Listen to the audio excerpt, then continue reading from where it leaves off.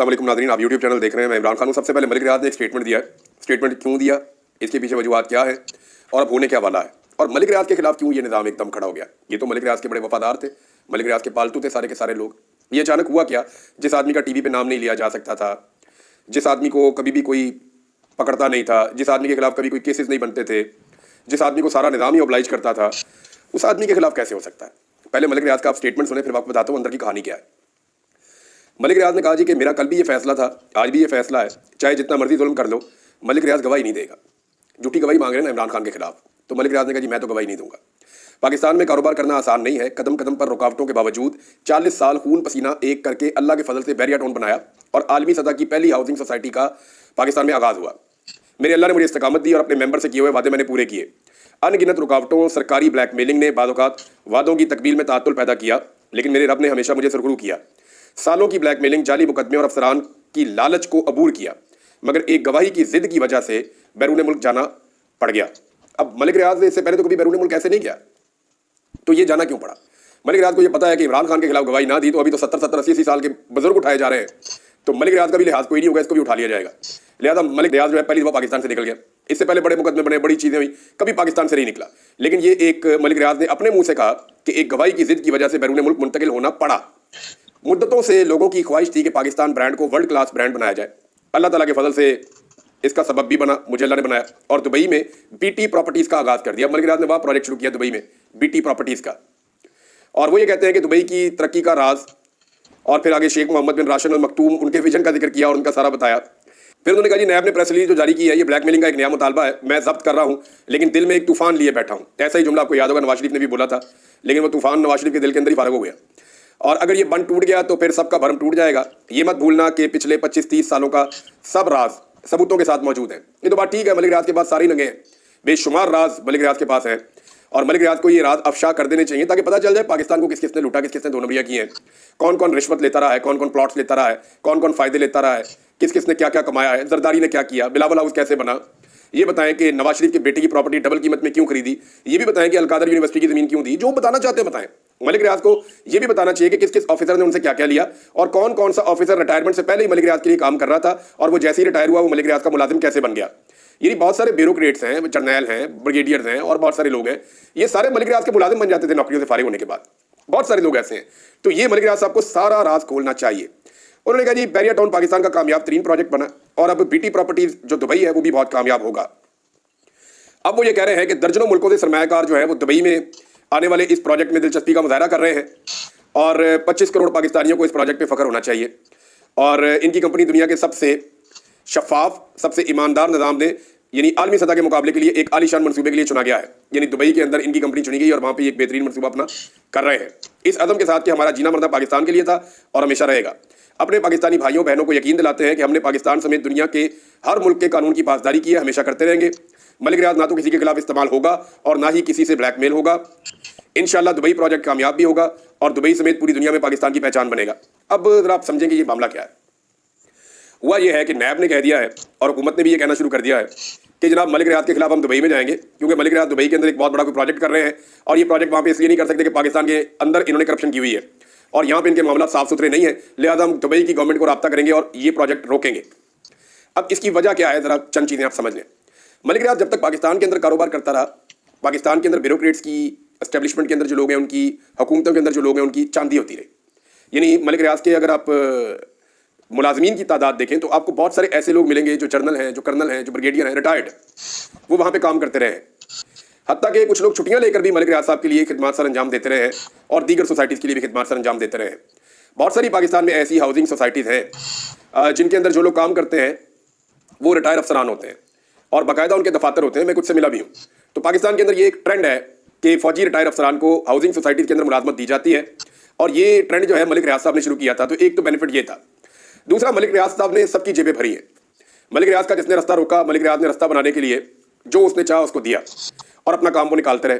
Bureaucrat को पैसे खिलाए, सियासतदानों को पैसे खिलाए, जर्नैलों को, जजों को पैसे खिलाए, सबको पैसा खिलाया मलिक रियाज ने और मलिक रियाज के पास ये राज मौजूद है।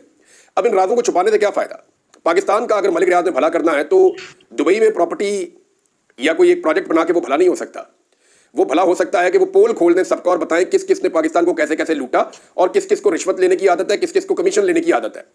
تو ملک ریاض صاحب اگر یہ پول کھول دینا تو یہ کوئی 500-700 بیوروکریٹ اور یہ سیاستدان اور یہ اسٹیبلشمنٹ کے لوگ یہ سارے بیچ میں آ جائیں گے. کم سے کم قوم کو پتہ تو چل جائے گا کہ کون کون کھاؤ ہے اور کس کس نے پاکستان کو لوٹنے کے لیے یہ گیم کی ہے. ملک ریاض کے پاس واقعی بڑے راز ہیں. ملک ریاض وہ راز بتا سکتا ہے لیکن وہ بتا نہیں رہا, اور وہ یہ کہہ رہا ہے میں نے کم کر دو, کیونکہ پاکستان میں بھی ملک ریاض نے کام کیا ہے اور یہاں پہ جو رکاوٹ آئی ہے اس کو چاہے پیسے دے کے جو بھی کر کے تلک لگا کے کچھ بھی کر کے اس نے عبور کیا ہے, اور اب وہ پاکستان سے باہر بھی دبئی میں پروجیکٹ کر رہا ہے. پرابلم کیا آ رہی ہے؟ نمبر ایک, سونے کا انڈا دینے والی مرغی پاکستان کے قبضے سے باہر چلی گئی ہے. بہت سارے لوگ جنہیں سونے کا انڈا کھانے کا شوق تھا وہ مرغی اب دبئی میں چلی گئی, اب وہاں پہ انڈے دے رہی ہے, لہٰذا وہاں پہ جا کے ان کو نوکریاں نہیں مل سکتی, وہاں پہ جا کے یہ کاروبار نہیں کر سکتے, وہاں پہ جا کے ملک ریاض کو بلیک میل نہیں کر سکتے, وہاں پہ جا کے اس سے پیسے نہیں اینٹ سکتے. نمبر ایک یہ ہے. نمبر دو, پرابلم ایک اور ہے.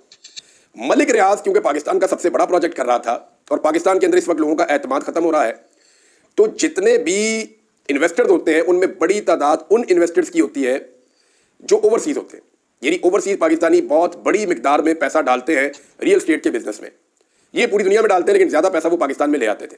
یہ نہیں انہیں بتایا جاتا تھا کہ یہ نئی سوسائٹی لانچ ہو رہی ہے یا اس کا نیا بلاک آ رہا ہے, اس وقت پلاٹ کی قیمت یہ ہے, 2-3 سال میں یہ پلاٹ کی قیمت دگنی ہے, اس سے اوپر چلی جائے گی. تو اوورسیز پاکستانی اپنا ایکسٹرا پیسہ منتقل کر دیتے تھے پاکستان میں اور یہ پلاٹس یا ان کی فائلیں خرید لیتے تھے. بعد میں وہ قیمت بڑھتی تھی تو وہ جو اوورسیز پاکستانی ہے بعض اوقات انہیں فائدہ ہوتا تھا, بعض اوقات کئی سوسائٹیاں ان کو دھوکہ بھی دے دیتی تھیں.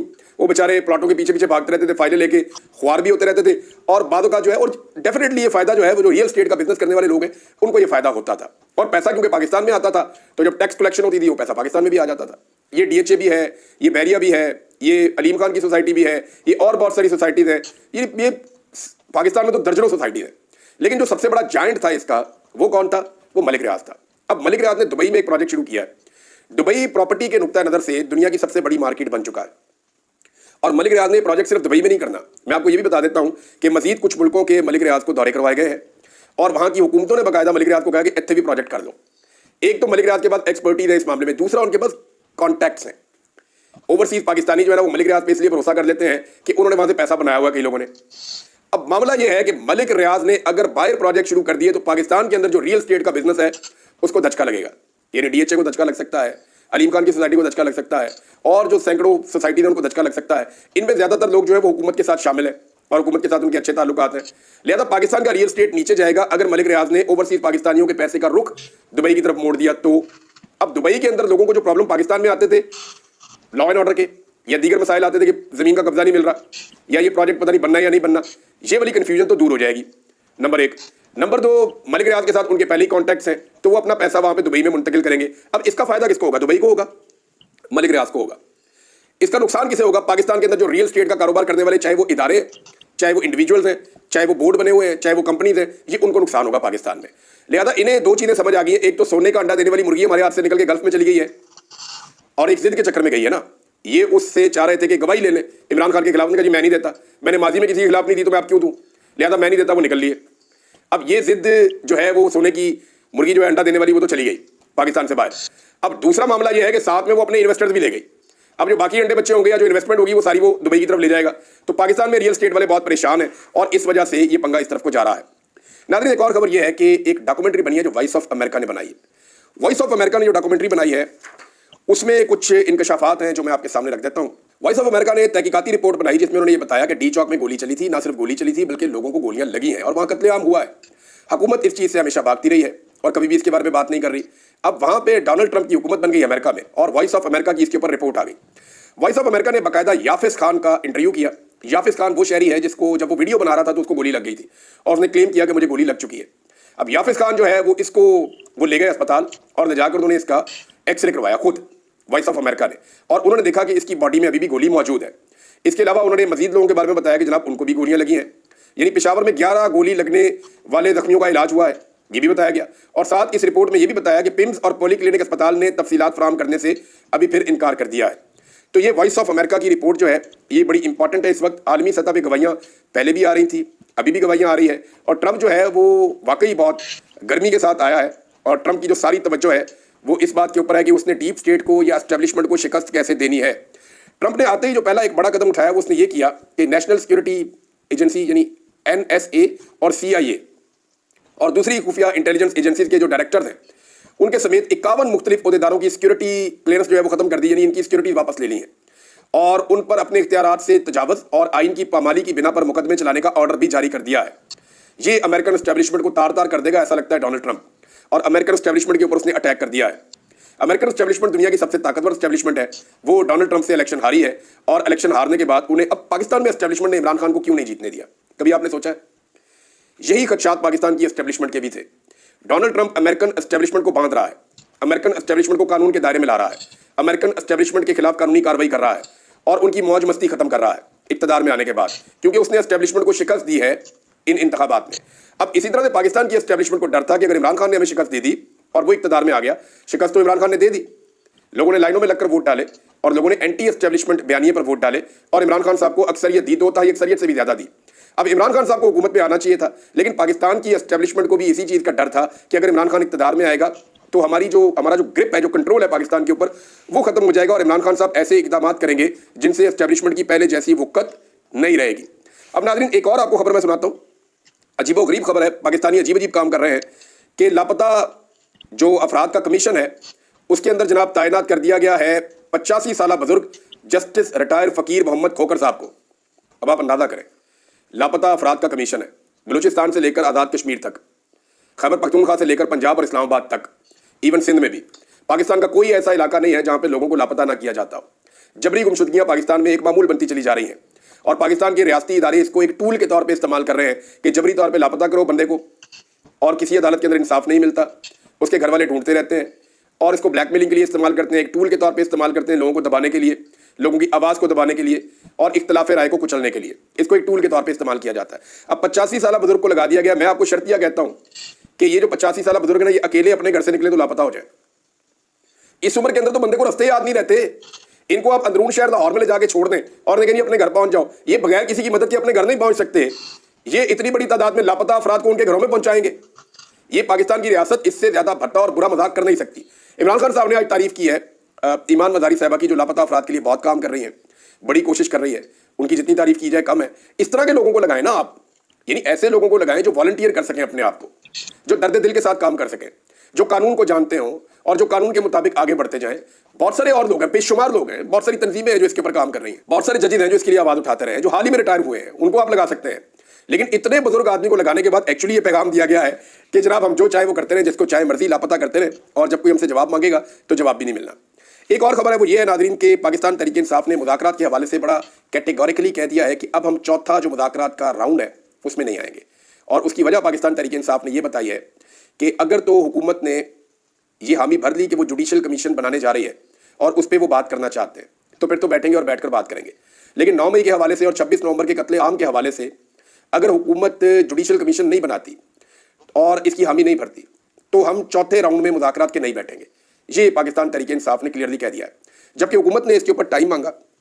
حکومت نے یہ کہا کہ جی ہم 28 جنوری تک آپ کو بتا دیں گے کہ ہم یہ جوڈیشل کمیشن بنا رہے ہیں یا نہیں بنا رہے. میری اطلاع کے مطابق جوڈیشل کمیشن تو نہیں بنائیں گے, کیونکہ رانا ثناء اللہ صاحب نے بڑا کلیئرلی یہ بتا دیا ہے کہ جناب اس کا مطلب تو یہ ہے کہ ہم گلے میں رسا ڈال کے پاکستانی اداروں کا وہ پاکستان تحریک انصاف کے ہاتھ میں پکڑا دیں کہ آپ ان کو جھٹکے مارو.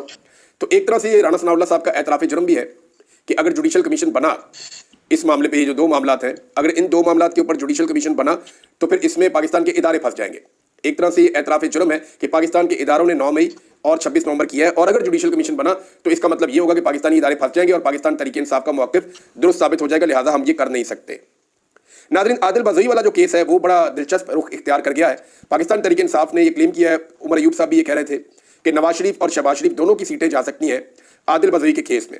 معاملہ یہ ہے کہ جو جعلی حلف نامہ دیا گیا ہے عادل بزوئی کا, جعلی ایفیڈیوٹ, اس میں عادل بزوئی نے کیس کر دیا ہے, اور سپریم کورٹ آف پاکستان نے الیکشن کمیشن کو یہ باقاعدہ کہا ہے کہ جج, جیوری اور پروسیکیوشن کا کردار آپ ادا نہیں کر سکتے. اس سے پہلے بھی آپ کو یاد ہوگا قاضی فائز عیسیٰ کے دور میں باقاعدہ یہ آبزرویشن آئی تھی سپریم کورٹ آف پاکستان کی, جس میں سپریم کورٹ آف پاکستان نے بار بار یہ کہا تھا کہ الیکشن کمیشن تو ایسا لگتا ہے کہ ایک پارٹی ہے, یعنی وہ جو مخصوص نشستوں والا کیس ہے اس میں الیکشن کمیشن ایسا نہیں لگتا کہ وہ ایک نیوٹرل ایک باڈی ہے کہ کسی کو بھی مخصوص نشستیں جائیں سپریم کورٹ یہ فیصلہ کر دے. نہیں, الیکشن کمیشن تو وہاں پہ ایک پارٹی بنا ہوا تھا کہ نہیں, ہر حال میں نے پی ڈی ایم کی جماعتوں کو اور اسٹیبلشمنٹ کی مرضی اور منشا کے مطابق میں نے مخصوص نشستیں دینی ہے, میں نے پاکستان تحریک انصاف کو اس کی مخصوص نشستیں نہیں دینی ہے. صاحبزادہ حامد رضا کے مدرسے کے اوپر ناظرین ایک اٹیک کیا گیا ہے, اور یہ جو اٹیک ہے یہ ان کے مدرسے کے اوپر کیا گیا. پنجاب پولیس کی بہت بڑی ریڈ ہوئی ہے وہاں پہ. وجہ یہ ہے کہ وہ ایک پریس کانفرنس کرنا چاہ رہے تھے اور ان کو روکنا چاہ رہی ہے پنجاب پولیس. اب آپ اندازہ کریں کہ ایک طرف مریم نواز جو ہے وہ جہاں دل کرتا ہے وہاں چلی جاتی ہے, جو دل کرتا ہے وہ پولیٹیکل ایکٹیویٹی کرتی ہے, جبکہ اپوزیشن کو ایک پریس کانفرنس کرنے کی اجازت نہیں ہے. عمران خان کے دور میں اپوزیشن نہ صرف پریس کانفرنس کرتی تھی بلکہ ان کو بھرپور کوریج ملتی تھی، بلکہ وہ جہاں دل کرتا تھا جلسہ جلوس کرتے تھے، جہاں دل کرتا تھا اپنی پولیٹیکل ایکٹیویٹیز کرتے تھے۔ لیکن عمران خان کی پارٹی کو مریم نواز کی حکومت نے پولیس کے ذریعے سے پوری طرح سے کچلنے کی کوشش کی ہے، اور وہی کیا جو اسٹیبلشمنٹ نے انہیں کہا، یعنی جوتے پالش کرنے کا انہوں نے ریکارڈ قائم کیا ہے۔ مریم نواز نے ایک اور بڑی لمبی چھوڑ دی، انہوں نے کہا جی 130 سال کا ریکارڈ میں نے توڑ دیا ہے۔ وجہ یہ انہوں نے کہا کہ مریم آباد کے لوگوں نے کہا مجھے، کیوں مریم آباد جو ہے وہ اقلیتی لوگوں کی ایک علاقہ ہے، تو انہوں نے کہا جی مریم آباد کے لوگوں نے کہا کہ 130 سال کے بعد ہمیں کوئی حکمران ملا ہے۔ مجھے سمجھ نہیں آتی کہ مریم نواز کو تقریر لکھ کر کون دیتا ہے۔ نواز شریف کو اور شہباز شریف کو ڈھونڈ کے جوتے مارنے چاہیے کہ یار ہم بھی یہاں پہ وزیر اعلیٰ رہے ہیں۔ یعنی مریم نواز کی تعریف کرنے کے چکر میں باپ کا اور چچا کا اور کزن کا سب کا کریڈٹ کھا گئی۔ یعنی نہ شہباز شریف نے کچھ کیا، 3-4 دفعہ وزیر اعلیٰ رہا، نہ نواز شریف نے کچھ کیا، وہ بھی پنجاب کا وزیر اعلیٰ رہا، نہ حمزہ شہباز نے کچھ کیا، وہ بھی پنجاب کا وزیر اعلیٰ رہا۔ تو پنجاب کے اندر اس کے باپ دادا نے کبھی کچھ نہیں کیا، جو کیا مریم نواز نے کیا، اور وہ بھی ابھی کیا۔ اور ایک جناب کارڈ جاری کر دیا اقلیتوں کے لیے، اور اس میں ایک مہم چلائی جا رہی ہے، اور قرضے کے پیسے سے مہم چلائی جا رہی ہے، آپ اندازہ کریں۔ اخبارات کے اندر روزانہ ان کا منہ چھاپ دیا جاتا ہے، کبھی آدھے صفحے کا، کبھی پورے صفحے کا، اور دڑا دڑ اخبارات کو یہ اشتہارات دے رہے ہیں۔ یہی ایک وجہ ہے کہ اخبار ان کے خلاف لکھتا نہیں ہے، میڈیا ان کے خلاف بولتا نہیں ہے۔ یہ میڈیا کو اشتہارات دیتے ہیں، اخبارات کو اشتہارات دیتے ہیں، الیکٹرانک میڈیا کو اشتہارات دیتے ہیں، اور یہ سارے جو شوق ہیں ان کے وہ حسینہ واجد والے ہیں۔ کبھی یہ کسان کارڈ کی بات کرتے ہیں، کبھی یہ منیورٹی کارڈ کی بات کرتے ہیں، لیکن جو کارڈ اصل میں ہر آدمی کو سہولت دے رہا تھا، صحت کارڈ جو پاکستان تحریک انصاف نے جاری کیا تھا، جس سے ہر پاکستانی کو مفت علاج مل رہا تھا، وہ کارڈ انہوں نے پاکستانیوں سے چھین لیا۔ ناظرین، کچھ اور خبریں ہیں، وہ عام خبریں میں آپ کے ساتھ شیئر کرتا ہوں، کیونکہ سپریم کورٹ آف پاکستان سے بڑی بڑی خبریں آ رہی ہیں، اور سپریم کورٹ آف پاکستان کے اندر ایک بحران شدت اختیار کرتا چلا جا رہا ہے۔ جسٹس منصور علی شاہ صاحب جو ہے وہ خبروں کی زینت ہے اور مرکز نگاہ ہیں، جبکہ چیف جسٹس آف پاکستان یحییٰ آفریدی کا تو نام بھی یاد کرنا پڑتا ہے، اور وہ منظر سے بالکل غائب ہے۔ آئینی بینچ اور آئینی عدالت نے سپریم کورٹ آف پاکستان کے اختیارات کو لگتا ہے سلب کر لیا ہے، اور یہ چیزیں سپریم کورٹ آف پاکستان میں اریٹیشن کا اور ایک تنازع کا باعث بن رہی ہیں۔